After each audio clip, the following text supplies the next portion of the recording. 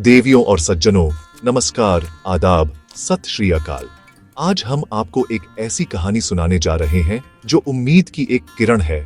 ये कहानी है रविंद्र की, एक छोटे से शांत गांव का एक नौजवान, जहां सुबह की शुरुआत चिड़ियों की चहचहाहट से होती थी और दिन खेतों की मेहनत में ढल जाता था। रविंद्र के सपने बड़े थे, बहुत बड़े। उसकी आंखों में एक चमक थी। वह अपने परिवार को एक बेहतर जीवन देना चाहता था। वह चाहता था कि उसकी माँ को रसोई के धुएं से आराम मिले और उसके पिता को कड़ी धूप में और मेहनत न करनी पड़े। ये एक सीधा सादा सच्चा सपना था। रविंद्र दिन रात मेहनत करता था। उसने गांव में हर छोटा बड़ा काम किया, कभी खेतों में तो कभी पास के शहर में मजदूरी। वह हर दिन पसीना बहाता था, लेकिन उसकी कमाई बस इतनी थी कि घर का चूल्हा जलता रहे। उसके सपने उसकी पहुंच से बहुत दूर लगते थे। वह अक्सर रात में जागता था। वह सोचता था कि ऐसा कौन सा रास्ता है जो उसे उसकी मंजिल तक ले जाएगा। उसने शहर में बड़ी बड़ी गाड़ियों और ऊंची इमारतों को देखा था। उसने सुना था कि ये सब शेयर बाजार की देन है, लेकिन उसके लिए यह सब अमीरों का खेल था। एक ऐसी पहेली जिसे सुलझाना उसके बस में नहीं था। उसे लगता था कि शेयर बाजार एक जुआ है, एक ऐसा खेल जहां किस्मत ही सब कुछ होती है और किस्मत शायद अमीरों का ही साथ देती है। उसके गांव में कई लोगों ने पैसे गंवाए थे। उनकी कहानियां सुनकर उसका डर और भी बढ़ जाता था। वह सोचता था, यह रास्ता मेरे लिए नहीं है। मैं एक साधारण किसान का बेटा हूं। मेरा काम मेहनत करना है, किस्मत आजमाना नहीं। उसका दिल जानता था कि उसे कुछ अलग करना है, लेकिन उसका दिमाग उसे उस अनजान रास्ते पर जाने से रोकता था। वह एक दोराहे पर खड़ा था, जहां एक तरफ मेहनत की जानी पहचानी राह थी और दूसरी तरफ सपनों की एक धुंधली सी पगडंडी। उसकी जिंदगी बस यूं ही चल रही थी, हर दिन एक जैसा, हर रात एक जैसी। वही मेहनत, वही संघर्ष और वही अधूरे सपने। रविंद्र को लगता था कि शायद उसकी किस्मत में यही लिखा है। वह अपने सपनों को अपने मन के किसी कोने में दबाने की कोशिश करता था। वह खुद को समझाता था कि बड़े सपने देखना उसका हक नहीं है। लेकिन कहते हैं ना, जब आप किसी चीज को पूरी शिद्दत से चाहते हैं तो पूरी कायनात उसे आपसे मिलाने की कोशिश में लग जाती है। और रविंद्र की जिंदगी में भी एक ऐसा ही मोड़ आने वाला था। एक ऐसा मोड़ जो उसकी सोच, उसकी दिशा और उसकी दशा सब कुछ बदलने वाला था। एक दिन रविंद्र की मुलाकात कपिल जी से हुई। कपिल जी शहर के एक जाने माने निवेशक थे। वे कुछ काम से गांव आए थे। उनकी बातों में एक ज्ञान था, एक अनुभव था। रविंद्र ने हिम्मत करके उनसे बात की। उसने शेयर बाजार के बारे में अपना डर बताया। उसने कहा, साहब, यह तो बस पैसे वालों का खेल है। हम जैसे गरीब लोग इसमें सिर्फ अपना पैसा खोते हैं। कपिल जी मुस्कुराए। उनकी मुस्कान में एक समझ थी। उन्होंने रविंद्र की आंखों में सच्चाई और सीखने की ललक देखी। उन्होंने उसे अपने पास बिठाया और बड़े प्यार से समझाना शुरू किया। कपिल जी ने कहा, बेटा, शेयर बाजार जुआ नहीं है। यह एक विज्ञान है, एक कला है।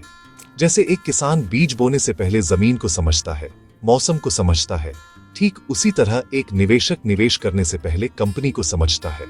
उन्होंने रविंद्र की सबसे बड़ी गलतफहमी को दूर किया।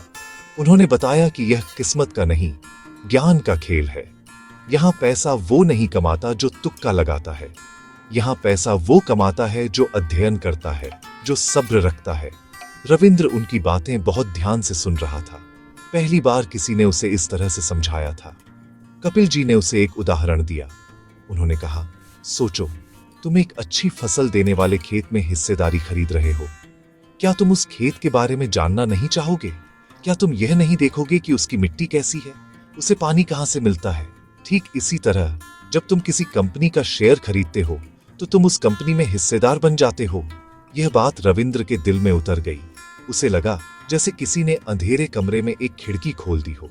उसे पहली बार यह समझ आया कि शेयर खरीदना किसी कंपनी पर दांव लगाना नहीं है, बल्कि उसके भविष्य में हिस्सेदार बनना है। रविंद्र के मन का डर अब धीरे धीरे कम हो रहा था। उसकी जगह अब जिज्ञासा ले रही थी। उसने कपिल जी से और सवाल पूछे। वह सब कुछ जानना चाहता था। कपिल जी ने उसकी लगन को देखा। उन्होंने रविंद्र को अपना शिष्य बनाने का फैसला किया। उन्होंने कहा, अगर तुम सीखने के लिए तैयार हो तो मैं सिखाने के लिए तैयार हूं, लेकिन याद रखना, यह रास्ता आसान नहीं है। इसमें मेहनत लगेगी, समय लगेगा और सबसे ज्यादा अनुशासन लगेगा।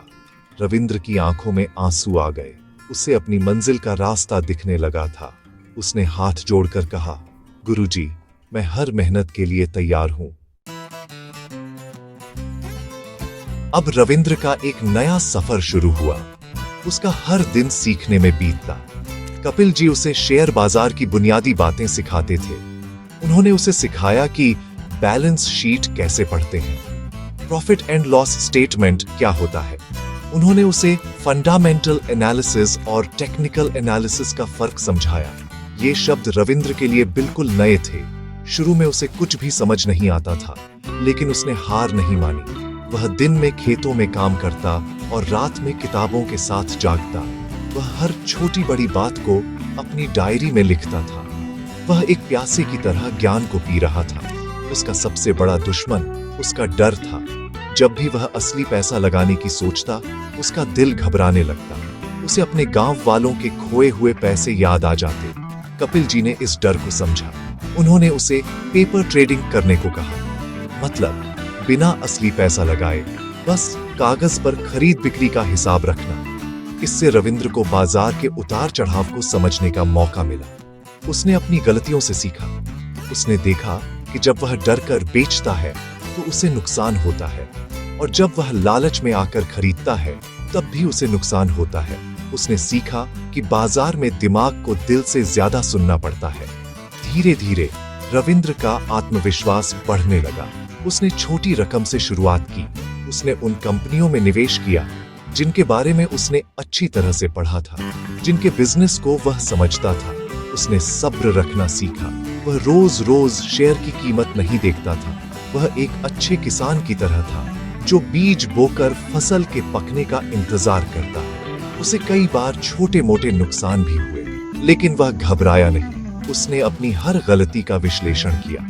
उसने समझा कि उसने कहां और क्या गलती की थी। हर गलती उसे एक नया सबक सिखा रही थी। यह सीखने की प्रक्रिया कई सालों तक चली। यह कोई 2 दिन में करोड़पति बनने वाली योजना नहीं थी। यह कड़ी मेहनत, अनुशासन और लगातार सीखने की कहानी थी। रविंद्र ने सीखा कि सफलता का कोई शॉर्टकट नहीं होता।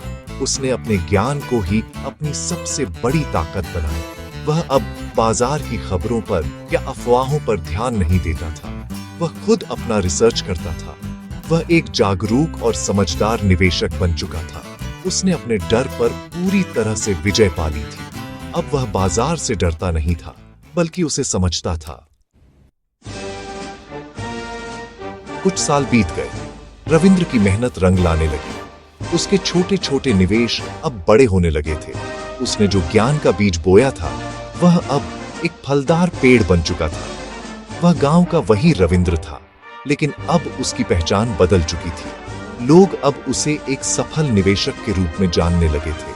उसने अपने परिवार के हर सपने को पूरा किया। उसने अपनी मां के लिए एक नया घर बनाया जिसमें एक आधुनिक रसोई थी। उसने अपने पिता को आराम दिया। अब उन्हें खेतों में कड़ी धूप में काम करने की जरूरत नहीं थी। उसकी सफलता सिर्फ पैसों की नहीं थी, बल्कि सम्मान और खुशी की भी थी। लेकिन रविंद्र यहीं नहीं रुका। वह जानता था कि उसके जैसे कई और नौजवान हैं जो सपने तो देखते हैं, लेकिन सही रास्ता नहीं जानते। वह अपने गुरु कपिल जी के दिखाए रास्ते पर चलना चाहता था। उसने फैसला किया कि वह अपने ज्ञान को दूसरों के साथ बांटेगा।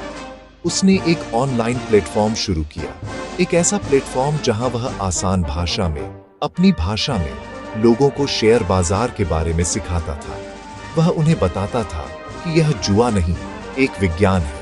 वह उन्हें अपनी गलतियों के बारे में बताता था ताकि वे उन गलतियों को न दोहराएं। उसका प्लेटफॉर्म बहुत जल्द लोकप्रिय हो गया। दूर दूर से लोग उससे जुड़ने लगे। वह गांव के लड़कों और लड़कियों के लिए एक प्रेरणा बन गया। वह उन्हें सिखाता था कि सही ज्ञान और अनुशासन के साथ कोई भी अपने वित्तीय लक्ष्यों को प्राप्त कर सकता है।